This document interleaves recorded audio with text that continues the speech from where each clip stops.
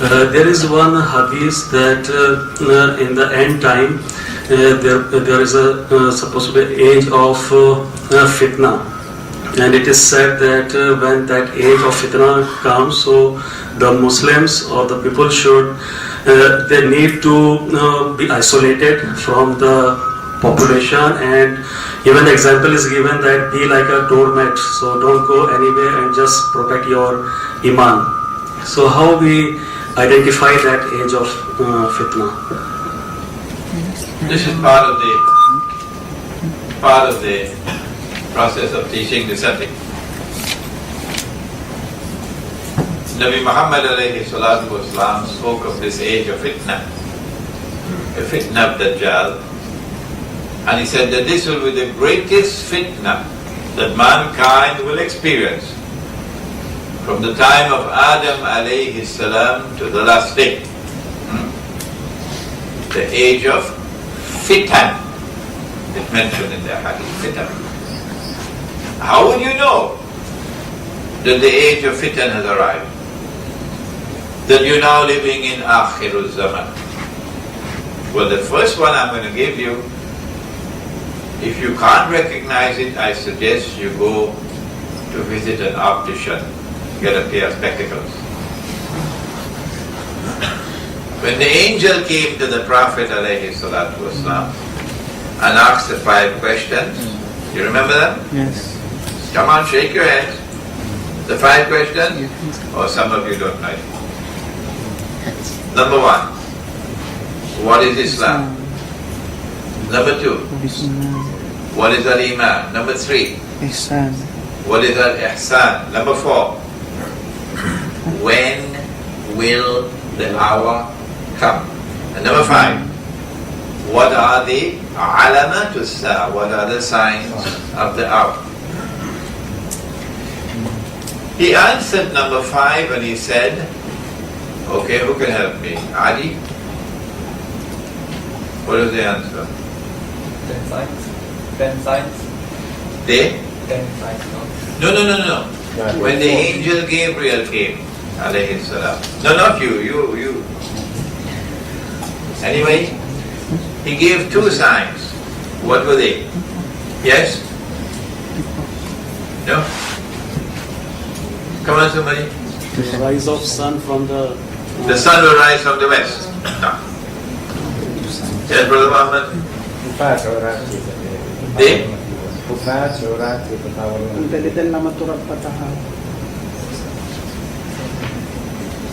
Anybody else? Yeah? People are competing and building in a hunt. Okay. Don't let the cat out of the bag yet. The mother born is Huh? The mother born is A slave woman will give birth to her mistress. That's correct. That's one. And تَلِدَ الْأَمَةُ رَبَّتَهَا. That's one. And you cannot understand that and you cannot explain that without ilmu akhir al-zaman. The slave woman is already giving a birth to her mistress now. But what is the other one? Brother Muhammad was just on the verge of telling us that you'll find the naked, barefooted shepherds. Petronas is not going to be happy with me now. Competing with each other in the construction of tall buildings. And may Allah bless Sultan Umar Ali Saifuddin Rahimahullah. This is the first and only place in the world I have ever heard. The only place on Allah's earth I have ever heard where a sultan spoke with such wisdom. And he said no building must be taller than the height of the minaret. May Allah bless that sultan. May Allah bless that sultan.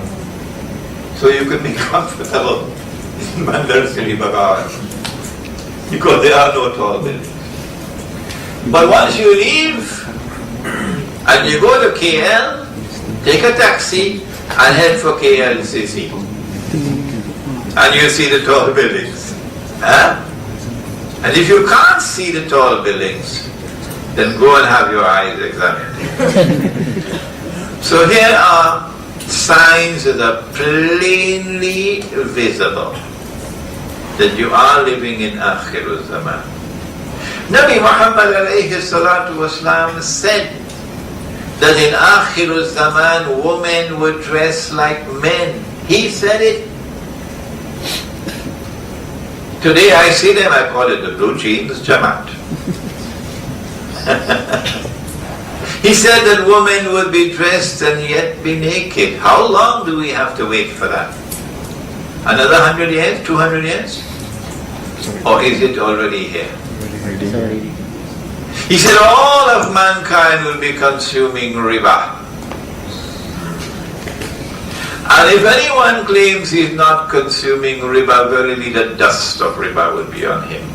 The vapor of riba will be on him. Has that come? Or do we have to wait 1,000 years? So the answer to your question is yes, we are already in Akhirul Zaman.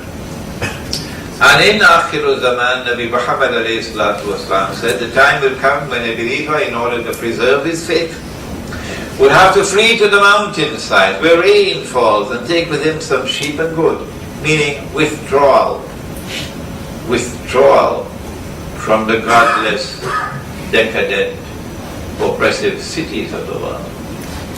And Surah Al-Kahfi of the Quran, I'm using the Malay pronunciation all the time, Surah Al-Kahf of the Quran tells us at the very beginning about the young man who fled, who cut off their ties and withdrew from the cities in order to preserve faith. And so yes, when you find that you cannot preserve faith in the city, you've got to get out. The money that we're using came from Dajjal. This money that we're using came from Dajjal. Every time we use this money, we have the stamp of Dajjal upon us. How can we stop using this money and use dinar and dirham? I think Brunei has a better chance of succeeding than many, many other parts of the world if we can have men of courage in this country. Men of courage and integrity to stand up and help the Sultan. If you cannot get away from it, leave and go and build a micro market in the countryside, the remote Nigerian countryside. And in that market you prohibit the bogus money and return to only gold and silver coins as money. And then you will survive. Is there anything in Islamic eschatology related to the education system in this present world? Good question.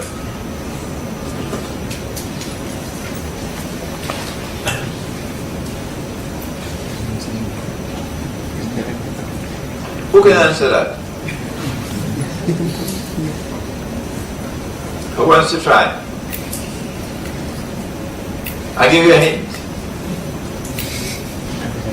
Surah Al-Kahf of the Quran. Come on, somebody. And the pursuit of knowledge in Akhirul Zaman. Surah Al-Kahfi of the Quran. Come on, somebody. There are only 4 stories in Surah Al-Kahfi. Which one? The last story. The last one. The last one is Zulkarnain. That's the last one. The first one is the young man and the cave. The second one is it? Rich man and the poor man. The third one is Musa. Come on, tell me which one. The one who asks the question, can you give me the answer? I think it's the Musa and Correct. Correct. It's not by accident that the story of the event of Musa alayhi salam and Khidr alayhi salam was sent down in Surah Al-Kahfi of the Quran.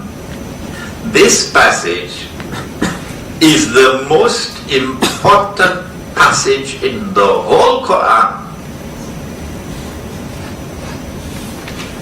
teaching us methodology for the study of Akhirul Zaman. This is the surah of Islamic eschatology, Surah Al-Kahfi. And this has been widely known in the world of Islam for more than 1,000 years now, that this is the surah of Akhir al-Zaman. Why? Dajjal is not mentioned in the Quran by name. That's part of the literary beauty of the Quran. An Arab would understand. Sometimes you send a message without speaking. Huh? You can send a message to someone without speaking. An unspoken word. Just a sign is enough. Huh? I quoted last night at a private home an expression that my teacher used in Urdu. Maulana Dr. Fadl Rahman Ansari Rahimahullah. He said, Aqlman ke liye ishara kafi hai. For the one who is intelligent, you don't need to do more than simply give a sign. You'll understand. Okay? So this is part of literary beauty and literary excellence, that sometimes you teach a subject without actually using words, but sending signs. And so while Dajjal is not in the Quran by name, there are lots of signs in the Quran for those who are intelligent. And Nabi Muhammad ﷺ said, recite the first 10 verses of Surah Al-Kahfi for protection from the fitna of Dajjal. So you should at least memorize the first 10, okay? This is the only surah of the Quran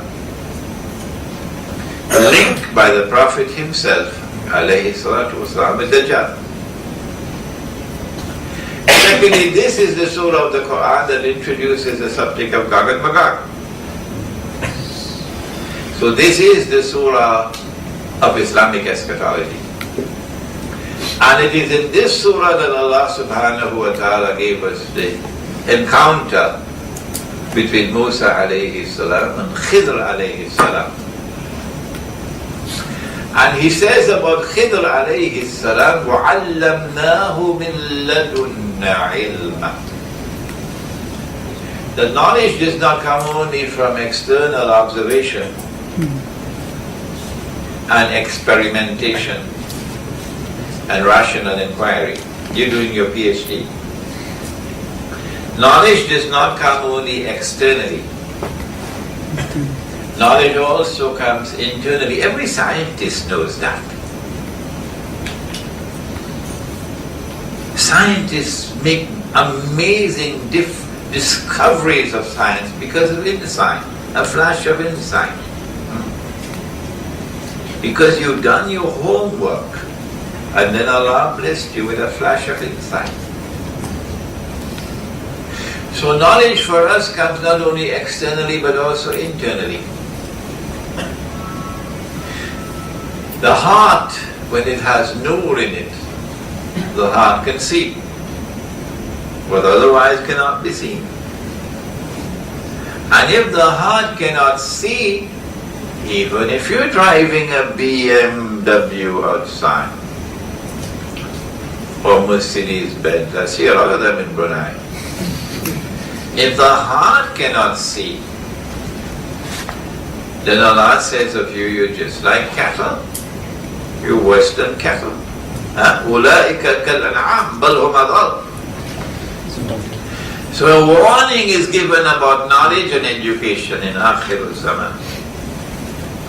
That in order to penetrate the reality of the world in Akhir al-Zaman, you need more than external knowledge. You also need internal knowledge. But Surah Al-Kahf of the Quran, in the story of Musa alayhi salam and Khidr alayhi salam, tells us that the one who has the capacity, the intellectual capacity to penetrate reality, you'll find him only at that place where the two, help me, the two oceans meet. Correct. Majma'ul Bahrain. Majma'ul Bahrain. Where the two oceans meet. Imam Baydawi, rahimahullah, is the only mufassir who has explained and interpreted. He says that the ocean, the two oceans are the ocean of knowledge, externally acquired, and the ocean of knowledge, internally received. The ocean of knowledge, externally acquired, and the ocean of knowledge, internally received, and that these two oceans of knowledge should not exist as two separate oceans, but rather they must come together. Majma'ul Bahrain. They must come together to form an integrated organic whole. When you pursue that knowledge with such a teacher, and you do not as yet have that insight, then the teacher has to say to the student, are you listening? You can stay with me as a student, but don't ask me any questions. Don't ask any questions. So this is a different methodology now. Oh, no questions until I explain to you. Huh? And Musa alayhi salam said, I want to follow you, so I can learn from what Allah has given to you. Do you know what he said to him? These two ayat of Surah Al-Kahfi are so important. Try to get it on a plaque and put it on the wall of your room, your home, so you see it every day. إِنَّكَ لَن تَسْتَطِيعَ مَعِيَّ صَبْرًا وَكَيْفَ تَصْبِرُ عَلَى مَا لَمْ تُحِطْ بِهِ خُبْرًا. You will not be able to show patience with me in the study of this subject. No. And how can you show patience in respect of that which lies beyond your comprehension? And so the rational inquiry, the experimental method, the externally acquired knowledge cannot on its own penetrate ilmu akhir al-zaman. That's the difference in methodology.